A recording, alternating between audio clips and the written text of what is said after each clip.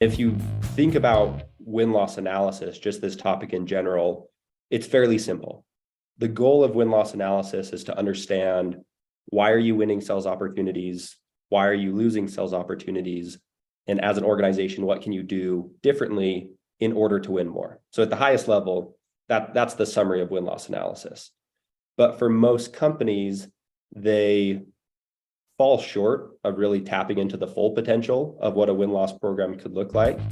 You're listening to the Sales Today podcast, and I'm your host, Fred Copestake. On this podcast, we explore how sales professionals can develop a modern approach to winning business, the application of virtual selling techniques, how to create meaningful business relationships, and much more. Why not take our free collaborative selling scorecard to see how your sales approach suits today's environment?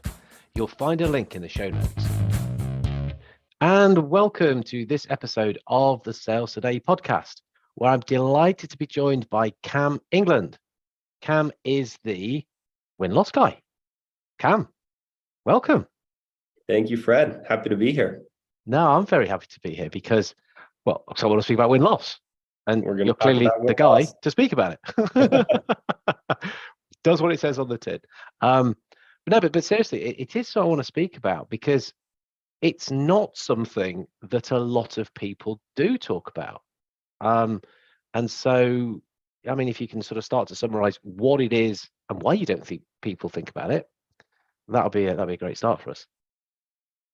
Yeah, I think as far as why it's a relatively new conversation is there's not a lot of knowledge around how to go and formally execute a really well-run win-loss program. And if you think about win-loss analysis, just this topic in general, it's fairly simple. The goal of win-loss analysis is to understand, why are you winning sales opportunities? Why are you losing sales opportunities? And as an organization, what can you do differently in order to win more? So at the highest level, that's the summary of win-loss analysis. But for most companies, they fall short of really tapping into the full potential of what a win-loss program could look like. And I would venture to guess that the majority of listeners, if they think about what their win-loss program looks like or how they go about answering, hey, why are we winning deals? Why are we losing deals? It probably starts and stops in the CRM, where if I'm a sales rep and I close out a sales opportunity, I'm probably presented with, a pick list, a drop down of some loss reasons, and maybe a text box that I can provide some context there. Maybe some reports get run from that data, and that's about it. So not a lot beyond that. And there's so much more that can be explored, but in essence, I think there's just a lack of knowledge and education about what can we do beyond what we're currently doing within our CRM. Do you think there might be a little bit of people don't want to reflect on failure? I mean, because whenever you hear win-loss, it's kind of win-loss. Yeah. That's kind of how we read it, isn't it? It's like, do I really have to kind of go back through all that again? And it becomes finger pointing and my mistake, and it's a bit kind of painful, and they ain't going to buy anymore anyway, so I need to move on. So is there a bit of that? Yeah, there's certainly some hesitation there, and very self-aware individuals, of course, want to understand where they fell short and what they can do differently, but no one likes to have the Band-Aid re-ripped off the wound. You just lost a deal. Do you really want to dive in and go through all of those details about why you lost that deal? And it's actually interesting. So, but staying very high level, a lot of what I help organizations implement is a better buyer-facing win-loss program. So more effectively going to those decision makers and understanding from their perspective, why did you make the decision that you did? And what's interesting to find out, to tie it all together, is very rarely the sales rep the reason a deal is lost or won. The sales rep almost always has some level of influence in the outcome of the deal, whether that be a positive or negative influence, but very rarely are they the primary driver behind a won or lost opportunity. And this is feedback coming directly from the buyer. So that's usually, once we can start to, illustrate that and help reps and sales teams feel comfortable with that, then it starts to lower that barrier of hesitation of, hey, are they just going to expose me and all my weak points and what it may be? So at the end of the day, when it comes to a win-loss program, no one stands more to benefit than a really thorough win-loss analysis than a sales rep, because the entire goal there is, how do we win more? Every sales rep wants to win more. Yeah, so if I fill it in, it's the reason we lost was price, and the reason we won because of me. Yeah, yeah, yeah. Yeah, dream well, Fred. Yeah, one of my colleagues has a funny saying that when a sales rep wins a deal, they look in the mirror. When they lose a deal, they look out the window. Yeah, So totally. Oh, I love that. That's better. I like that one. I'm borrowing that. But interestingly, so we're actually talking about the rep, the salesperson, because we do hear that quite often it's the buying experience which is a differentiator. Mhm. And so what we're saying is, well, the salesperson is part of that, or they might drive that, but it's not just them on their coming in on their sort of big horse with the shining armor, going, yeah, I'm the hero and all that sort of stuff. Yeah. Yeah. And you help understand what buying experience actually means, and which was either the there or not there kind of thing. Yeah, because buying experience, that can be a label that can mean a whole bunch of different things. Like that could tie into how well did that rep understand my use case, and as a result, were they able to tailor the solution and the demo to my experience? When it came to multi-threading our organization and interacting with stakeholders, how effectively or poorly did they do that? When it came to, the follow-up and the materials that they provided and presented, how on point were those, or how off the mark were those? Like, buying experience is such a catch-all category that can mean a lot of different things. And what we want to help sales reps understand and get into is, what does that really mean? Where do you stand out when it comes to the buying experience? And also, where do you fall short? What are those areas that you can improve upon? Yeah. Because, I guess if the category is sales rep, people are going to go, yeah, I like you or didn't like you. The salesperson can be actually orchestrating all of that. And it's, hey, we win because we've got great materials. Well, I need to use that more. Or when I bring our tech people in earlier, talk to their tech people, that's when it's a good idea. So I should be doing that. They still the orchestrator of it all, and they get better insight into that, is what you're saying, I think. Yeah.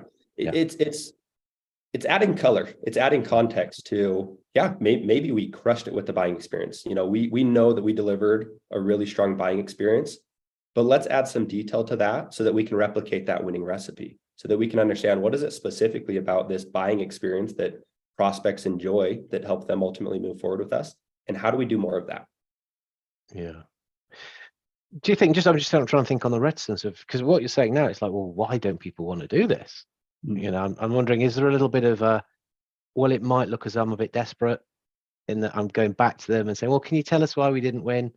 When actually it might come across, I don't really care. I just want another bite of the cherry. And you might think I'm trying to do that. And now it's all getting a bit needy and a little bit icky and a little bit difficult. And that's why it's hard for us to do it properly ourselves. That is absolutely one of the reasons. And one thing that we will encourage as we're looking or working with an organization is something to think about is, do you have a counterpart in another part of the business that can help out here?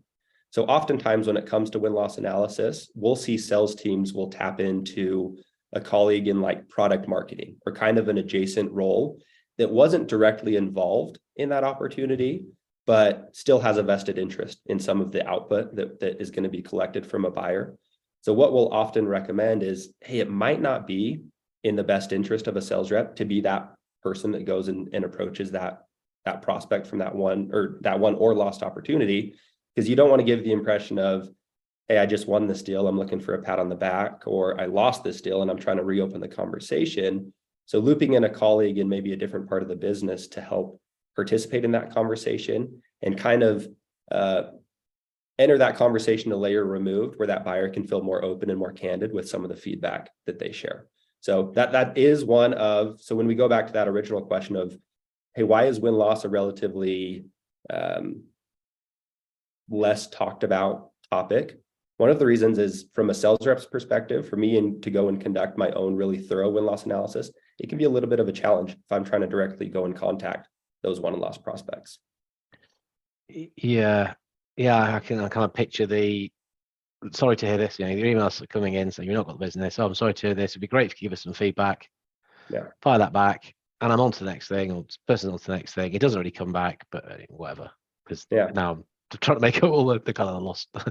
And the other thing that comes to mind is a short memory in sales can be a superpower. If I lose a deal, I definitely want to learn from it, but I certainly don't want to dwell on that deal for too long. That's not going to provide any benefit for me. And so, I think of the Ted Lasso quote that the happiest animal is a goldfish because it has a short memory. I think that applies a lot in sales where, you lose a deal, and even if you win a deal, dwell on it, celebrate that victory for a brief moment and then move on. So I think there's a little bit of tendency in sales, for better or for worse, that once that opportunity is closed, for better or worse, let's get on to the next one, because quota's still there. Yeah, but we can be doing some learning, or maybe someone else can be extracting that learning, and we're going to get better for it. Oh no, yeah, like it. So okay, so thinking about, we almost like a blank sheet of paper, and we can go about kind of constructing a win-loss review properly, from scratch. What elements do we want to build in? How do we go about it? Yeah. So when you think about how you can build out a win-loss program, there's different channels of data, or sources of data, sources of feedback that you can tap into. The first one, companies for the most part do a really good job, and that's your CRM. So that's having or providing the sales rep some sort of opportunity to provide feedback around, hey, from your perspective, what do you think happened here? Now, companies for the most part do that on a loss opportunity. Where I think they fall short, which is very unfortunate, is I don't talk with a lot of sales reps where, as they close out an opportunity that's a one, they win the deal, they have an opportunity to say, hey, what did we do right? Let's make sure that we're capturing what went well. Like we focus so much on these losses and figuring out what went wrong, but we also want to understand what's that winning recipe. So one of the initial things that we'll want to look at is, okay, we're collecting feedback from the rep around a loss, but let's also focus on some of these positives. So let's also set up a similar workflow where if I'm a rep, I win a deal, I close out an opportunity. Let's have, even if it's as simple as some drop downs or a pick list or a text box, let's give the opportunity to provide some information around what did we do well and why did we win this deal. So that's kind of the first area that we want to see if there's any opportunity for refinement, is from the sales rep's perspective, from what's being captured in the CRM, let's look at the information there.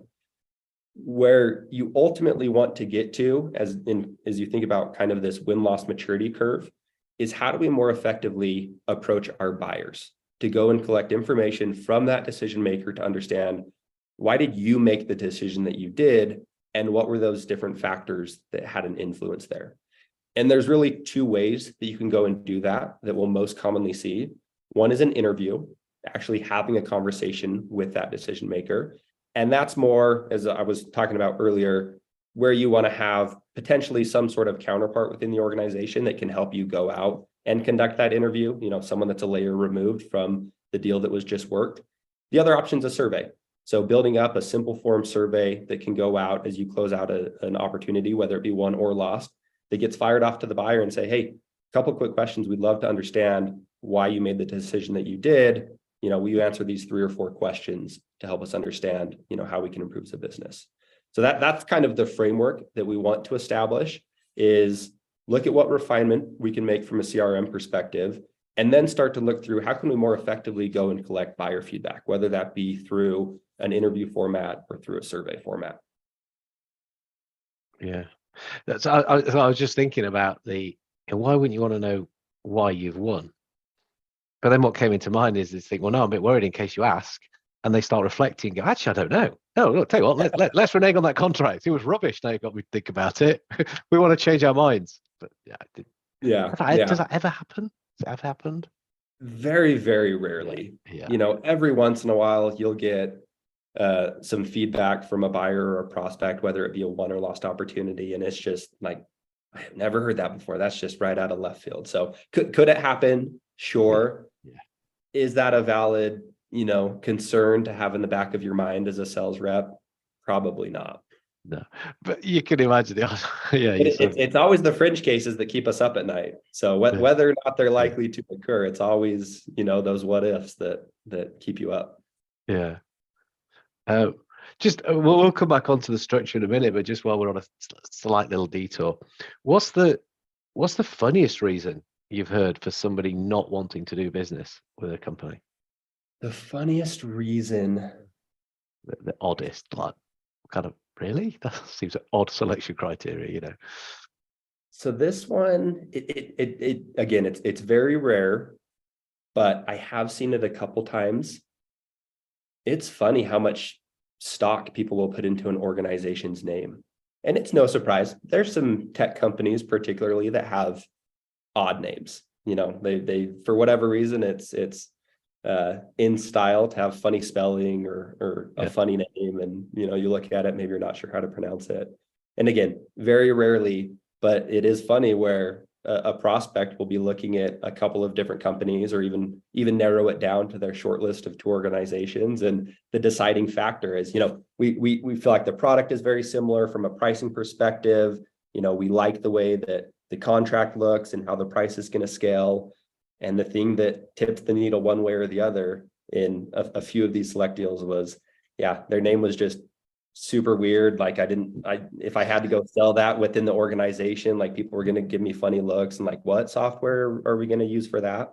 So it's just a completely irrelevant, like, who cares about the name? But, in these few select situations, it was the determining factor.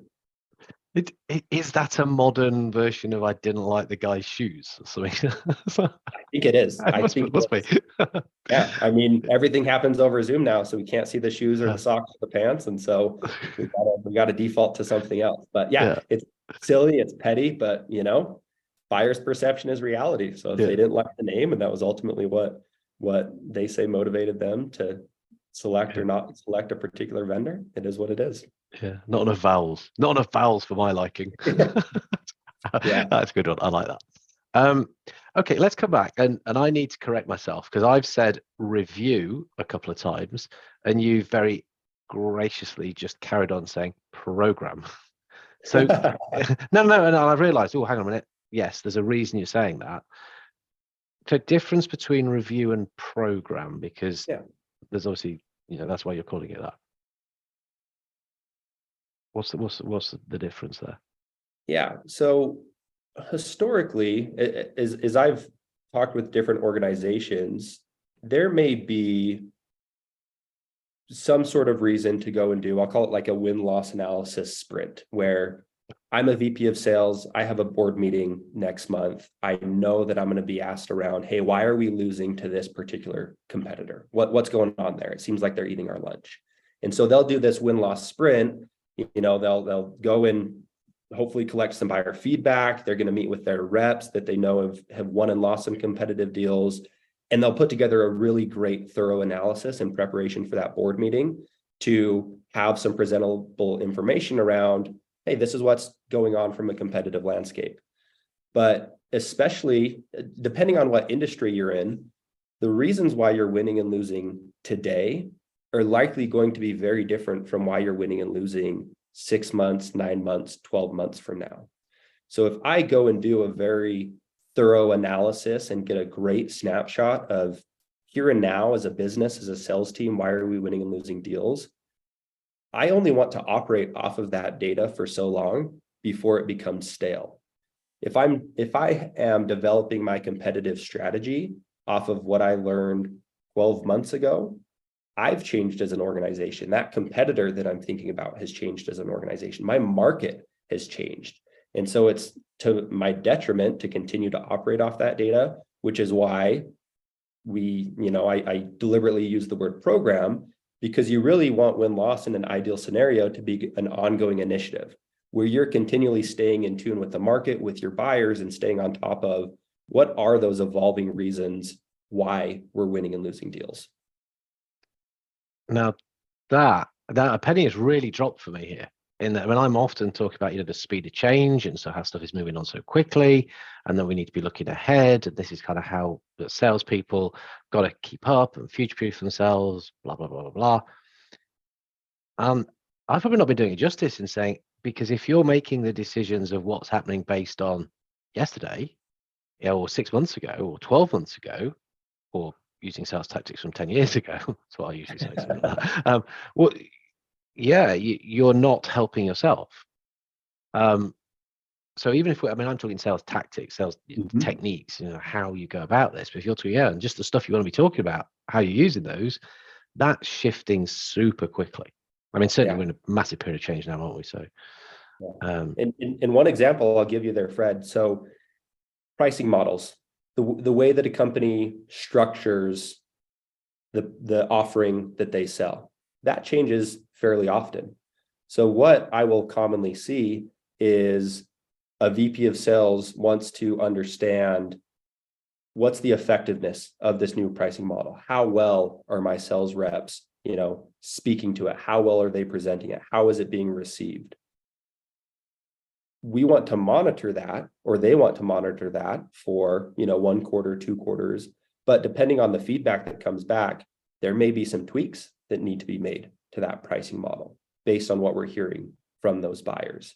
And so that's why it continues, the recommendation is to make sure it's a very iterative program where, as you are collecting real-time feedback from both your sales reps as well as your buyers, you can make those tweaks and adjustments, whether it be to your pricing model, whether it be to your, sales training and your methodology, whether it be to the product offering, whatever it may be.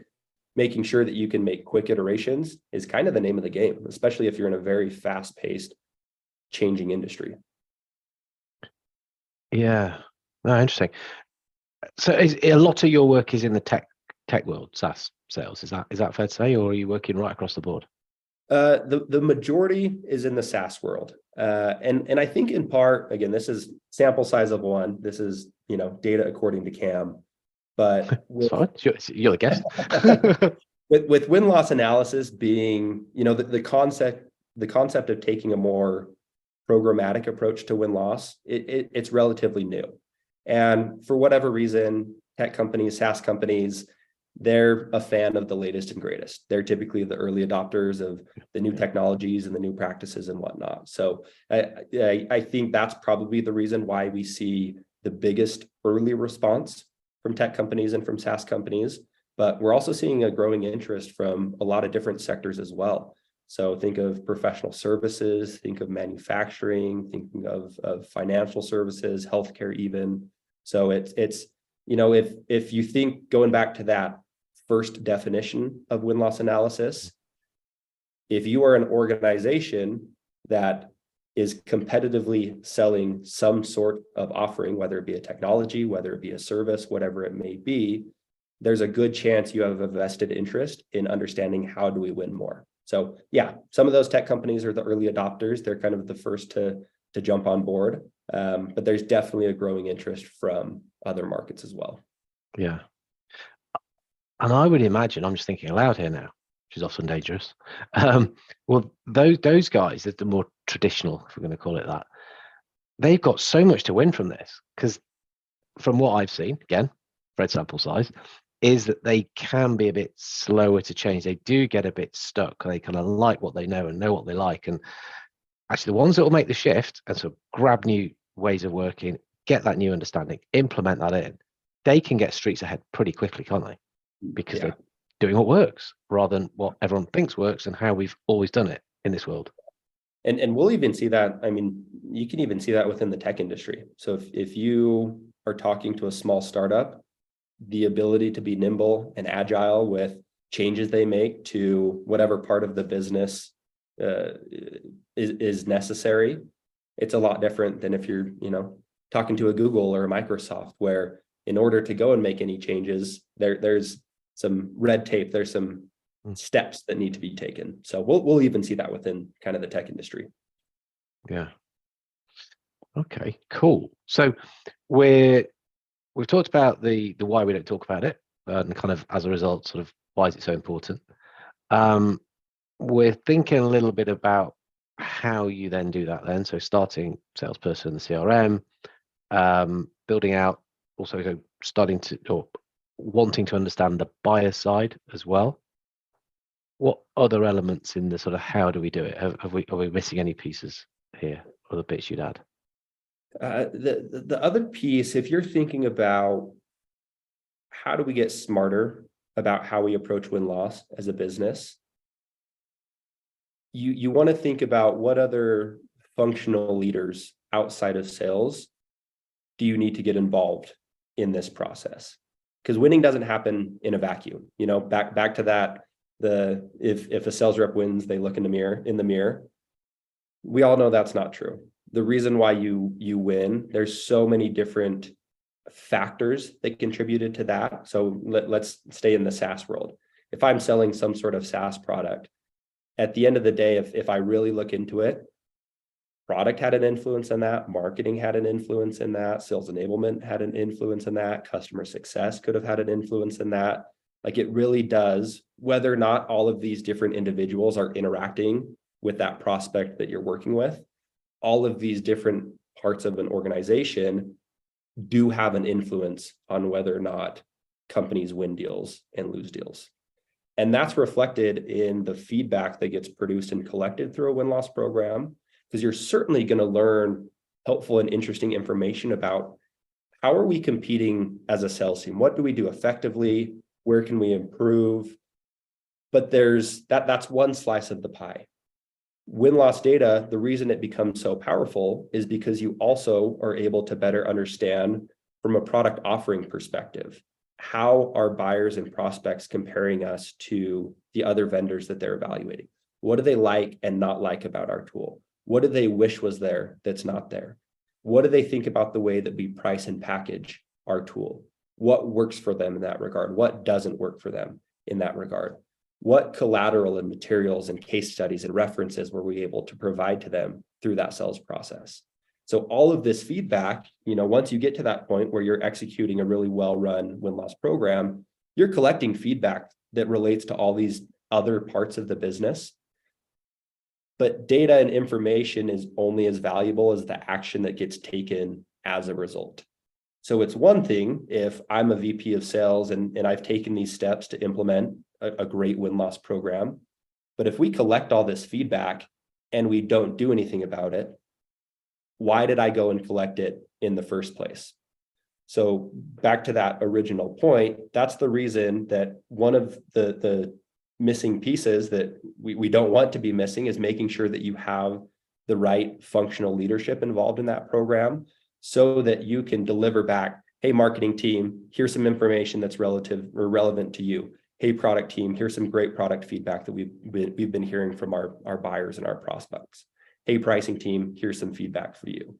Because winning is a team effort. And so if I can get company-wide alignment or at least at the leadership level, the right alignment there to go and make whatever iterations or changes that we need to as a business based on this win-loss data that's been collected, that's how you ultimately go and win more as a company. Yeah. So I'm making my notes here and I've kind of written chicken and egg because it is a little bit chicken and egg, isn't it? Which is if you've got leadership teams who don't really get it, they're not going to look for it. And then, of course, they can't apply it.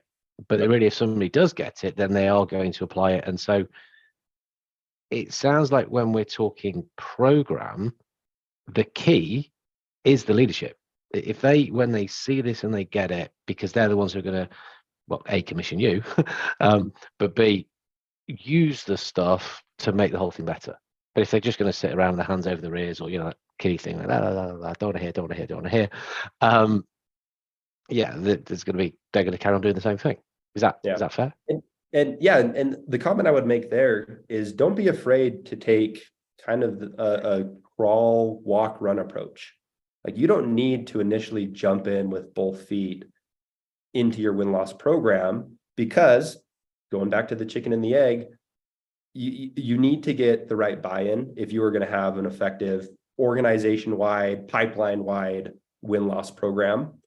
That might not be feasible right out the gate. You might need to start small and build that buy-in as that program grows simultaneously. So the recommendation that I would make, whether or not you decide to outsource your win-loss program, whether or not you decide to run it internally, the advice is the same, is to start small and to grow. So what I would say is think about at that leadership level, what are the topics of conversation? So what's keeping leadership up at night? Is it a certain competitor? that you're trying to figure out, man, what is going on in these competitive deals against this competitor? Are you trying to launch in a new geography and you're trying to figure out how do we expand our footprint there? Is there a new product line that you recently brought to market and you're thinking, hey, we really want to make sure that we understand how is this landing with prospects? Is it gaining the traction that we anticipated? So think about what are those questions or topics that are happening at the leadership level, and go and focus a small concerted win-loss effort on that particular topic or that section of the pipeline. Deliver back to those leadership or those leaders some really powerful takeaways from that small sample set of, hey, we went and had some really in-depth interviews with our sales team. We went and also had some conversations with our buyers in these last 10 competitive losses that we had against this particular competitor. Here's what we found. And that'll start to build the excitement around, wow, if we can do this for one competitor, why do we not do this for all our competitors? Or if we can do this on our EMEA deals, why are we not doing it globally? So kind of that crawl, walk, run very, very often is the right approach to take to make sure that as the program grows, it's also growing with the buy-in from those leaders that you ultimately need. Yeah, good. And okay, so slightly loaded question, probably a bit unfair. Is it? Well, it might be really good for you. Is it better when a third party does it? Rather than me asking myself, is it better if I get you in to ask? Yeah. It's a loaded question. You're not allowed to say no, really, are you? You can't go back to the office. I'll give you some pros and cons. Listeners can decide from themselves. Oh, when it comes to, when it comes to win-loss program, and let's specifically talk about the buyer-facing portion of a win-loss program. So actually going to these win-loss prospects and asking if they'd be open to engaging in a conversation around why they made the decision that they did. If you are to go and execute that internally, so whether that be the sales rep, whether it be a colleague in marketing, whether it be, the VP of sales that's trying to pursue these conversations, no one knows your product and your company as well as you do. So when it comes to some of that nuance that you can potentially get into during these win-loss interviews or these win-loss debriefs, that is a huge advantage and a huge tick in the let's handle this internally column, because you know your business better than an outside third party does. Resources are always a factor to consider as well. Mm-hmm. So depending on what the internal dynamic looks like there of, do we have room for additional headcount, or with the headcount that we do have, can we add this responsibility to someone's plate and still they can still perform their other duties as well? Or is there budget or resources to go and outsource this? So resource constraints is always something to consider as well. But some of the advantages when you start to loop in a third party, there's something to be said for the level of candidness that you can anticipate when a third party is conducting that review. I like to think of the example of, if you go to a restaurant and the meal's off, you don't love the meal. That waiter, that waitress comes at the end of the meal, asks how things were. Most people are going to say, everything was great. It was a great meal. We appreciate it. They're going to go home, and if their friend who wasn't present at that meal asks, hey, what did you think of that new restaurant that you tried? They are going to open up and say, oh, it was terrible. The food was too salty, or it was cold, or, the service was terrible. But I just told that waitress or that waiter that everything was great. So it's a similar type of dynamic. If I'm a sales rep going to a lost prospect saying, hey, what do you think? Why did you decide not to choose me? They're typically going to pull their punches. They're going to be a little bit more reserved in the feedback that they share, as opposed to a third party going and saying, hey, we didn't have any skin in the game. We're not trying to reopen this evaluation. We're just trying to understand what were those different factors that led you to not move forward with company XYZ. So that's probably the big plus that most companies find if they do decide to take the path of, hey, let's outsource this to a specialist. Yeah. I would also imagine that the discipline required to do it well internally is very hard. Not to hear somebody say something and go, yeah, but oh no, but you didn't understand this, and make it all their fault. Yeah. And kind of alienate them even further and push them away for like 5 years rather than just the 3 that they signed for, or whatever it was. It'll be hard to do that, I think, in real life. Yeah, I mean, how many episodes into the podcast are you? I'm sure you recognize that interviewing is a skill. not necessarily everyone has a knack to go in and have a thorough, probing, adaptive conversation while still remaining impartial to what it is that's being heard and what's being shared. So there's certainly something to be said from an expertise standpoint and the ability to go and be a good interviewer. Well, hopefully I've been a reasonably good interviewer as we go on. You've certainly been an excellent interviewee. I mean, you've given us loads of food for thought there. And as I said, genuine aha moment for myself on that. So where can people get in touch with you? How can we get in touch? Because hopefully people think, oh, I want to know more about this. Where can I get in touch? LinkedIn's the easiest place. If you have questions related to win-loss, don't hesitate to reach out, shoot me a message. Always happy to chat shop and provide any help that I can. So Cam England on LinkedIn is the easiest place to find me. When it comes to win-loss analysis, if there is any curiosity around, hey, I wonder what a third-party approach could add to the mix, we'll oftentimes go out as an organization and conduct a free buyer interview for individuals that are interested in seeing what that looks like. So if there is any interest there from any of the listeners, freebuyerinterview.com is a landing page where they can go fill out a form, and we're always happy to go conduct a free interview for individuals that are or companies that are interested in seeing what that might look like. Brilliant.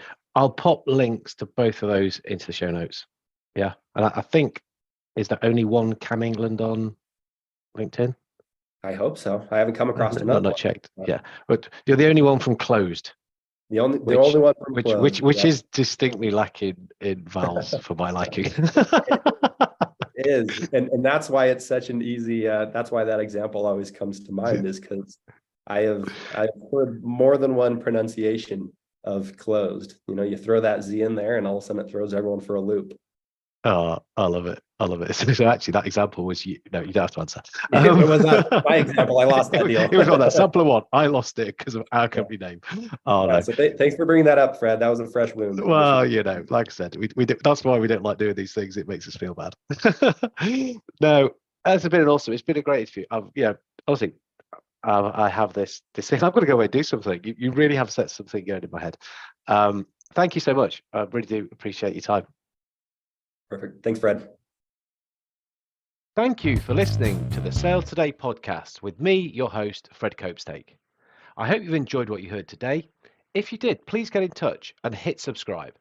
And remember, you can take the Collaborative Selling Scorecard for free to check out how your sales approach works in today's environment. You'll find it in the show notes.